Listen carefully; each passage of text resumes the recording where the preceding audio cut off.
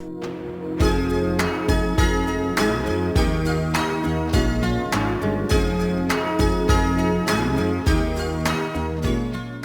seguimos acá con el doctor Jorge Silvetti, especialista en cardiología, hablando sobre hipertensión arterial. Y lo que preguntaba antes del corte es si esto puede producir sangrado por la nariz y por qué se produce el mismo o qué otros síntomas puede dar.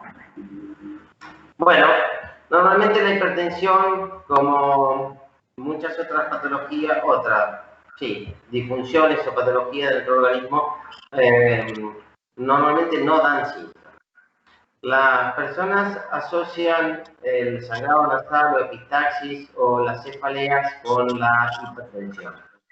Cuando eso sucede, estamos hablando de una emergencia hipertensiva. Cuando las personas tienen cefalea por hipertensión arterial, los valores son realmente muy elevados, más o de más de 200, 220 milímetros de mercurio de sistólica y de 120 de diastólica. ¿Sí?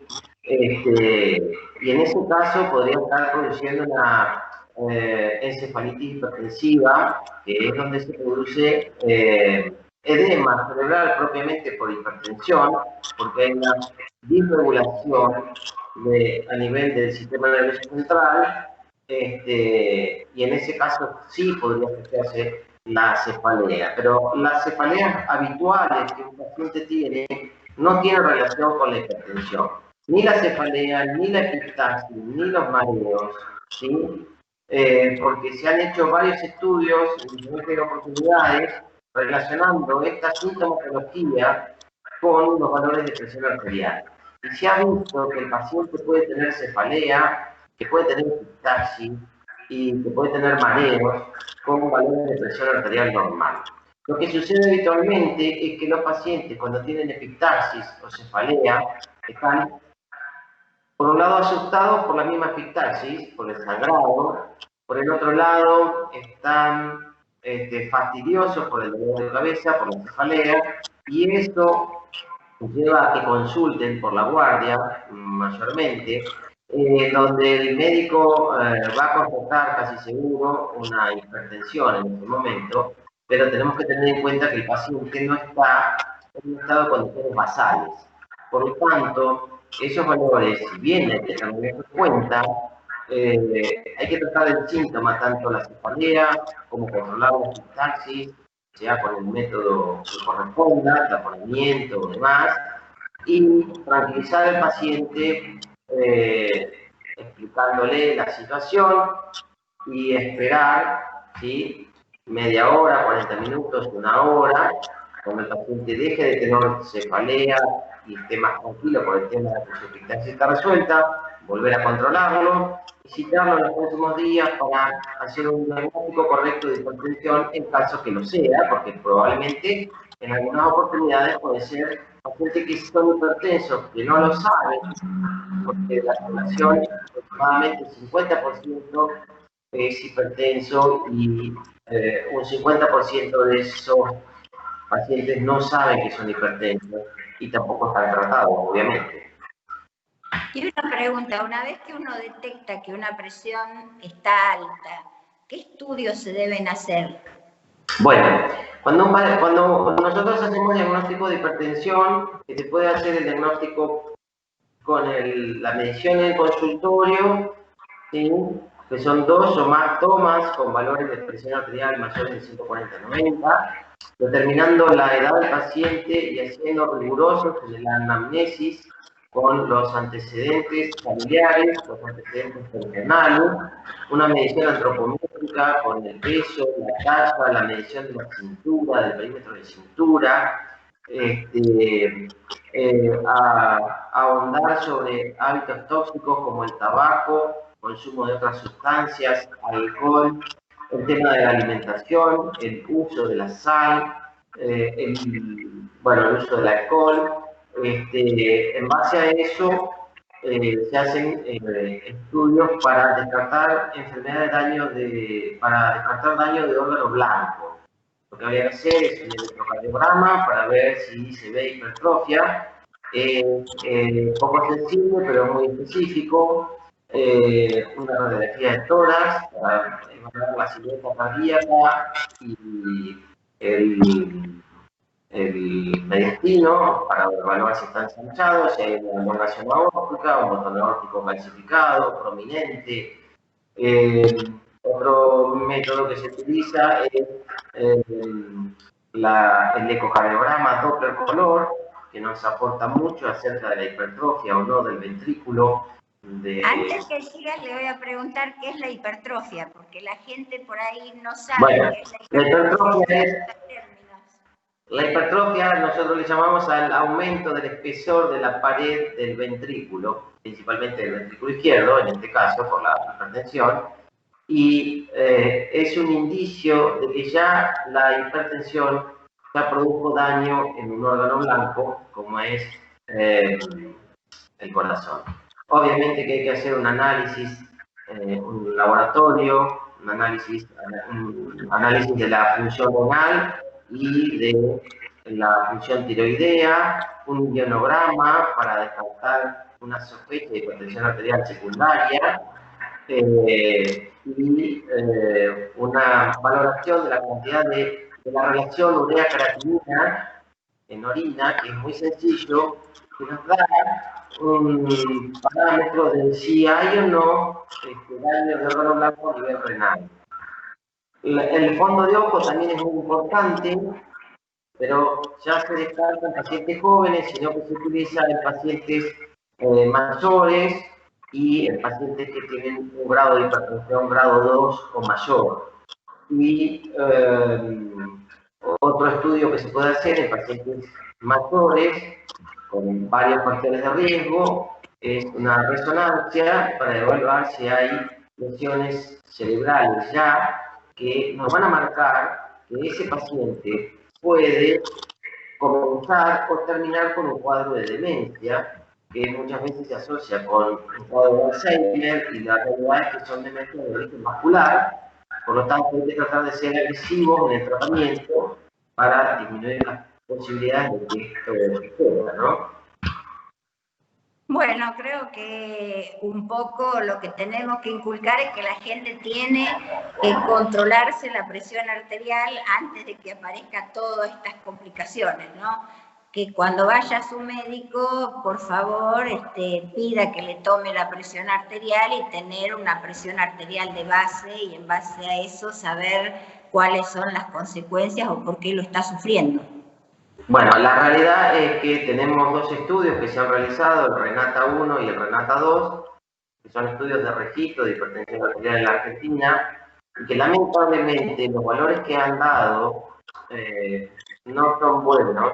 Tenemos mal controles de presión arterial, hay un subregistro de presión arterial en consultorio, los médicos habitualmente no hacen un control adecuado de la presión arterial. Hay hasta un 30% de error en la toma de la presión arterial por equipos que no están debidamente validados, porque el paciente no está como debería estar sentado, apoyado, con los pies apoyados, tranquilo, porque no se usa el manguito adecuado, porque se toma en un solo brazo, porque se toma una sola vez. Entonces, bueno, todo eso induce a subvaloraciones o sobrevaloraciones, porque también hay un gran porcentaje de pacientes que tienen hipertensión de guardapolvo blanco. En los primeros registros o en los registros de consultorio van a manejar valores de presión elevados, que si bien no significa que sea benigno, porque a la larga esos pacientes tienen más eventos cardiovasculares que los pacientes que no son hipertensos de guardapolvo blanco. Entonces, bueno, nada, hay que no solamente trabajar sobre la educación de la población, sino sobre la educación de los profesionales para tratar de mejorar los parámetros que se han registrado en los últimos registros, ¿no? Una de las preguntas que muchas veces la gente hace y se asusta es que hay diferencia entre la presión máxima y la mínima. ¿Eso qué está significando? Porque dice, no, porque yo tengo mucha diferencia entre una presión y la otra. Bueno, eso se llama presión diferencial y está determinada por la diferencia entre los valores de la presión arterial sistólica y la diastólica, que sería la máxima y la mínima.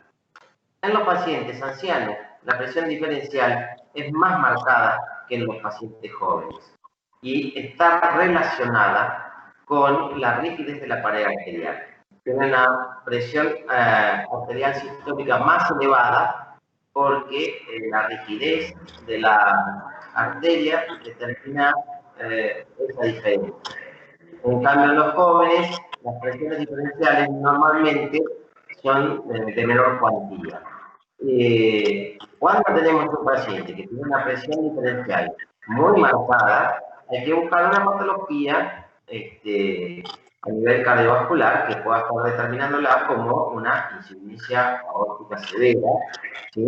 Que determina una diferencial muy marcada, mayor de 60 milímetros de mercurio. Y con respecto a, porque todos hablamos de presión alta, ¿qué pasa cuando el paciente está medicado y la presión baja demasiado? Bueno, ese es otro tema y también hay que tener mucho cuidado con los ancianos y con los diabéticos porque las presiones que determinan valores de hipotensión disminuye lo que es la perfusión tisular, principalmente lo que es la perfusión a nivel cerebral, produciendo daño en los órganos, ¿sí? Por lo tanto, es tan importante no manejar valores de hipertensión como en los ancianos tener mucho cuidado con la medicación, sobre todo porque son muy sensibles a la misma, tanto a los diuréticos que se usan tan indicados como drogas de primera línea en los ancianos, pero en épocas de verano, como el anciano tiene, digamos, menos capacidad de determinar la sed o de controlar su medio interno a través de la sed por el órgano, por el hipotálamo, a veces los abuelos se deshidratan y esto produce cuadros de hipotensión severos que terminan con inflamaciones y muchas veces con lesiones preexistentes vasculares a nivel de las arterias carótidas y demás, trastornos de hipoflujo cerebral o de otros órganos, como el riñón, el corazón. O sea que también es importante que el paciente recurra al médico y no que esté siempre con la misma medicación, porque por ahí hay gente que se automedica, se toma la presión, se automedica y puede bajar la presión y hacer un peor cuadro del que tenía. Bueno, uno de los principales problemas en cuanto al tratamiento de la hipertensión es la falta de adherencia del paciente, ¿sí? Y hay pacientes que se ponen dependientes de su tensiómetro y toman la medicación dependiendo del valor que ellos mismos se registran en el domicilio. Y eso es un error, porque la medicación nunca va a alcanzar la concentración que debe tener en sangre, porque necesitamos 4 tomas, ¿sí? En periodos determinados de acuerdo a la vida media de cada droga, según la indicación que le ha dado tu médico, ¿sí? No que la tomen como a ellos les parece que sería mejor, ¿sí? Listo, bueno, muchísimas gracias por habernos dado esta entrevista, el doctor Jorge Silvetti desde Macachín, que es provincia de La Pampa, y supongo que ahora van a surgir una serie de preguntas, cualquier cosa que quieran preguntar, acuérdense al 0291-456-4653, dejan su pregunta y se la vamos a transmitir al doctor y en una próxima entrevista sacaremos todas estas preguntas para tener las respuestas adecuadas. Así que muchísimas gracias y muchísimas gracias a ustedes también por estar del otro lado. Nos vemos la semana que viene en un próximo programa de Salud Infanto-Juvenil. I walk the maze of moments, but everywhere I turn to